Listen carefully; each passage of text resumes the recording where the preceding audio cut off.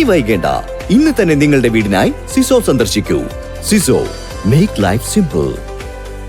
അങ്ങാടിപ്പുറത്തെ ഗതാഗതക്കുരുക്ക് പരിഹരിക്കാൻ വ്യാപാരികൾ സമരം നടത്തേണ്ടിയിരുന്നത് ചില വ്യക്തികളുടെ സ്ഥാപനങ്ങൾക്ക് മുന്നിലാണെന്ന് CPIM നേതാവ് അഡ്വക്കേറ്റ് ടി.കെ. റഷീദ് അലി. മേൽപ്പാലത്തിനെ എതിർത്ത അങ്ങാടിപ്പുറത്തെ വ്യാപാരികളെ കയ്യേറ്റം ചെയ്തവരാണ് ഇപ്പോൾ സമരം നടത്തുന്നതെന്നും ആരെങ്കിലും പറയുന്നത് കേട്ട് രാഷ്ട്രീയ പ്രവർത്തനം നടത്തുന്നവരല്ല CPIM പ്രവർത്തകരെന്നും അദ്ദേഹം പറഞ്ഞു. വ്യാപാരികൾ നടത്തിയ സമരവുമായി ബന്ധപ്പെട്ട ചോദ്യങ്ങളോട് പ്രതികരിക്കുകയായിരുന്നു T K. Rasheed Ali. Orodampalam Manathumangalam bypass, Orodampalam Vailongara bypass, അതുപോലെ സൈൻ ബോർഡുകൾ സ്ഥാപിക്കൽ, ഇതൊക്കെ ആയിരുന്നു വ്യാപാരികളുടെ പ്രതിഷേധത്തിലെ പ്രധാന ആവശ്യങ്ങൾ.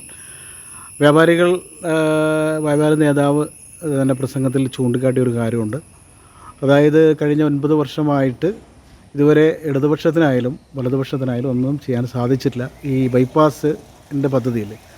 മാത്രമല്ല ഒരു കാര്യം പറഞ്ഞത്, കഴിഞ്ഞ നിലമ്പൂർ ഉപതെരഞ്ഞെടുപ്പിൽ മുഖ്യമന്ത്രിയും പ്രതിപക്ഷ നേതാവൊക്കെ പറഞ്ഞുകൊണ്ടാണ് ഞങ്ങൾ പിൻവാങ്ങിയെന്ന് പറഞ്ഞു, വ്യാപാരികളുടെ ശക്തി തെളിയിക്കൽ. പിന്നെ അവർ പറയുന്ന മറ്റൊരു പ്രധാനപ്പെട്ട കാര്യം, അടുത്ത നിയമസഭാ തിരഞ്ഞെടുപ്പിൽ 140 മണ്ഡലങ്ങളിലും ഞങ്ങളുടെ ശക്തി എന്താണെന്ന് തെളിയിക്കും, ഇനിയും ഞങ്ങളുടെ ആവശ്യത്തോട് മുഖം തിരിച്ചാലെന്ന് പറയുന്നു. അപ്പോൾ പ്രധാനമായിട്ടും ആരോപണം ഉയർത്തിയവർക്കെതിരെയുള്ള മറുപടിയായിട്ടാണ് നമുക്ക് തോന്നിയത്. താങ്കൾക്ക് അഡ്വക്കേറ്റ് റഷീദ് അലി CPIMൻ്റെ ഒരു നേതാവാണ്, സമുന്നത നേതാവ് തന്നെ പറയാം കുറേ കാലമായിട്ട്. അപ്പോൾ താങ്കൾക്ക് ഈ പദ്ധതികളെക്കുറിച്ച് അറിയാം, വ്യാപാരികളുടെ ഈ ആരോപണങ്ങൾ അല്ലെങ്കിൽ അവരുടെ ഈ മുന്നറിയിപ്പുകൾക്ക് മറുപടി എന്താണ്? ഈ പറയപ്പെടുന്ന പദ്ധതികളെ കുറിച്ചൊക്കെ നന്നായിട്ട് അറിയാം. വരടംപാലം മാനത്തുമംഗലം ബൈപ്പാസ് ആയാലും വരടംപാലം വൈലോങ്ങ ബൈപ്പാസ് ആയാലും അവർ പറയുന്ന മറ്റ് വിഷയങ്ങളെക്കുറിച്ചൊക്കെ നമുക്ക് ധാരണയുണ്ട്. വ്യാപാരികളെക്കുറിച്ച് നമുക്ക് ധാരണയുണ്ട്, അതൊന്നും തർക്കമല്ല. പക്ഷേ ഈ സമരം നടത്തിയാലോ, ശരിക്കും സമരകേന്ദ്രം യഥാർത്ഥത്തിൽ അങ്ങാടിപ്പുറം ടൗൺ അല്ലേന്ന് വേണ്ടിയിരുന്നത്. അത് നടത്തേണ്ട ചില വേറെ സ്ഥലങ്ങളുണ്ട്, ചില ഓഫീസുകളും ചില വ്യക്തികളുടെ സ്ഥാപനങ്ങളിലേക്ക് യഥാർത്ഥത്തിൽ ആ സമരം നടത്തേണ്ടിയിരുന്നത്. അവരാണ് യഥാർത്ഥത്തിൽ വ്യാപാരി സമൂഹം എന്നൊരു വലിയ വിഭാഗമാണ്. അവരെ മൊത്തത്തിൽ അടച്ച് അധിക്ഷേപിക്കാനൊന്നും നമ്മളാരും തയ്യാറല്ല. അവരിൽ എത്രയോ മഹാഭൂരിപക്ഷം ആളുകൾ മാന്യമായി ബിസിനസ് ചെയ്യുന്ന ആളുകൾ, ആരും നമ്മൾ ഒന്നും വിമർശിക്കാനോ പരിഹസിക്കാനോ നമ്മളില്ല. പക്ഷേ അവരെ ഈ ഗതികേടിലേക്ക് എത്തിച്ച ആളുകൾ ആരാണ് നമ്മൾ അറിയേണ്ടത്. ഒരു വലിയ പദ്ധതി അട്ടിമറിച്ച ആളുകൾ ഇന്നും നാട്ടിലുണ്ട്.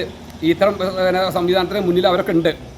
ഞാനങ്ങനെ തൊട്ട് കാണിച്ചു തരേണ്ടി ചൂണ്ടിക്കാണിക്കേണ്ട ആവശ്യമില്ല. ആളുകൾ പൊതുസമൂഹത്തെ നന്നായിട്ട് അറിയാം ആരാണ് ആളുകൾ എന്നുള്ളത്.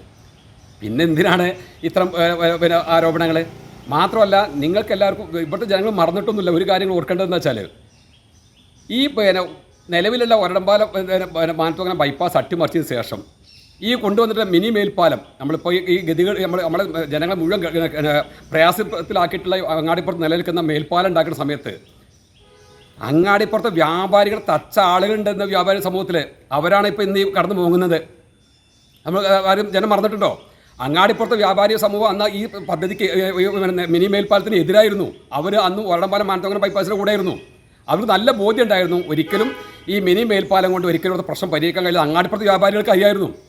അവരന്ന് കയ്യേറ്റം ചെയ്ത ആളുകളില്ല. ഇത് ഞാൻ കളവ് പറയണോ? ആണെങ്കിൽ അതിൻ്റെ ഫോട്ടോ സഹിതം നമുക്ക് പുറത്തു കൊണ്ടുവരാൻ വേണ്ടി കഴിയും. അപ്പോൾ അതൊന്നും നമ്മളെ കൊണ്ട് പറയിക്കേണ്ട ആവശ്യമില്ല.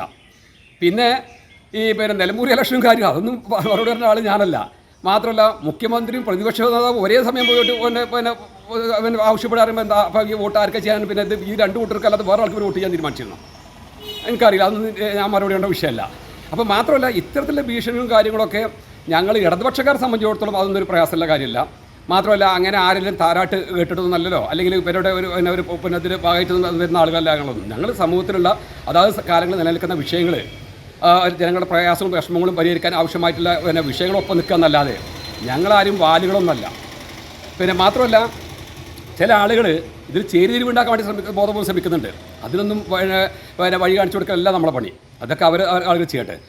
നിങ്ങൾ ഓർക്കേണ്ട ഒരു കാര്യം, ഈ ഒരടംപാലം മാനത്തുമംഗലം ബൈപ്പാസ് ഇവിടെ നിന്ന് പറഞ്ഞിട്ടില്ല, ശരിയാണ്, 13 വർഷം മുമ്പ് തുടങ്ങേണ്ട ഒരു പദ്ധതി അട്ടിമറിക്കാൻ വേണ്ടി കൂട്ടുനിന്ന ആളുകളുടെ ഇവിടെ.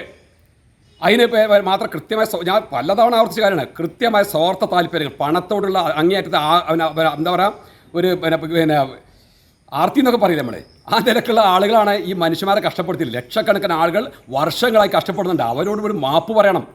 ഇതൊക്കെ പറയുമ്പോഴും ഞങ്ങൾ പറയുന്നു, ഒരടംപാലം മാനത്തുമംഗലം ബൈപ്പാസ് യാഥാർത്ഥ്യമാക്കേണ്ടത് തന്നെയാണ്. അതിനുവേണ്ടി നമ്മളെല്ലാവരും കൂട്ടായി പ്രയത്നിക്കുന്നതിന് തന്നെ അതിനുള്ള പ്രശ്നങ്ങൾ നടത്തിക്കൊണ്ടിരിക്കുന്നുണ്ട്. പിന്നെ മറ്റൊന്ന്, ഈ വൈലോങ്ങര ഒരടംപാലം ബൈപ്പാസ് ആരതിനെതിരെ? ഇടതുപക്ഷത്തിൽ ആരെങ്കിലും ഏതെങ്കിലും സന്ദർഭത്തിൽ ഈ പദ്ധതിക്കാർ എന്തെങ്കിലും സംസാരിച്ചിട്ടുണ്ടോ? ഏതെങ്കിലും ആഫീസിലോ ബന്ധപ്പെട്ട കാര്യങ്ങൾ പോയിട്ട് എന്തെങ്കിലും ഉടക്കുണ്ടാക്കിയിട്ടുണ്ടോ? മാത്രമല്ല 9 കൊല്ലം കഴിഞ്ഞു, 10ാമത്തെ വർഷത്തേക്ക് പ്രവേശിക്കുകയാണ് ഈ പദ്ധതി പാസ്സായിട്ട്.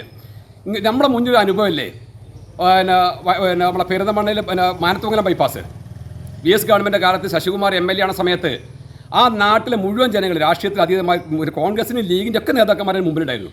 CPM ആൾ മാത്രമല്ല എല്ലാ ആളുകളും സഹകരിപ്പിച്ചുകൊണ്ട് ഒരു ഗവൺമെൻറ്റിൻ്റെ കാലത്ത് തന്നെ ആ പദ്ധതി സ്ഥലം ഏറ്റെടുത്ത് റോഡ് യാഥാർത്ഥ്യമാക്കി വാഹനങ്ങൾ ഓടിയ അനുഭവം നമ്മുടെ മുന്നിലില്ലേ? ഇവിടെ 10 വർഷമായിട്ട് ഇപ്പോഴും ഭൂവുടമകൾക്ക് നഷ്ടപരിഹാരം പോലും കൊടുക്കാൻ വേണ്ടി കഴിഞ്ഞിട്ടില്ല. ഇതൊക്കെ നമ്മുടെ മുന്നിൽ തെളിവുകളാണ്, സാക്ഷ്യങ്ങളാണ്. ഇതിലൊന്നും ഒരു ഘട്ടത്തിലും ഒരു സന്ദർഭത്തിലും ഇടതുപക്ഷത്തിൻ്റെ ഒരാൾ പോലും ഇതിനൊന്നും എതിര് നിന്നിട്ടില്ല. ഇത് വസ്തുത. പിന്നെ നമ്മൾ കാണേണ്ട വിഷയം എന്താണ്? ഇവിടെ ഈ വോട്ടും ശക്തിയും കാര്യങ്ങളൊക്കെ അതിലൊന്നും ഞങ്ങളാരും കക്ഷികളല്ല. അതൊക്കെ അവരവരുടെ ശക്തികൾ അവരാരും മറ്റൊരു സ്ഥലത്ത് കാണിച്ചോട്ട് നമുക്ക് അതിനൊന്നും വിരോധമില്ല. പക്ഷേ ഞങ്ങളെന്നും നേരിൻ്റെ കൂടെ സത്യത്തിൻ്റെ കൂടെ നിന്നിട്ടുള്ളൂ. കള്ളന്മാരാരാണോ അത് അവർ ഒരു കെട്ട കഴിയുമ്പോൾ എന്നും പിടിക്കപ്പെട്ടിട്ടുണ്ട്. അത് പകൽ വെളിച്ചം പോലെ ഇവിടെയും നമ്മൾ കണ്ടുകൊണ്ടിരിക്കുകയാണ്.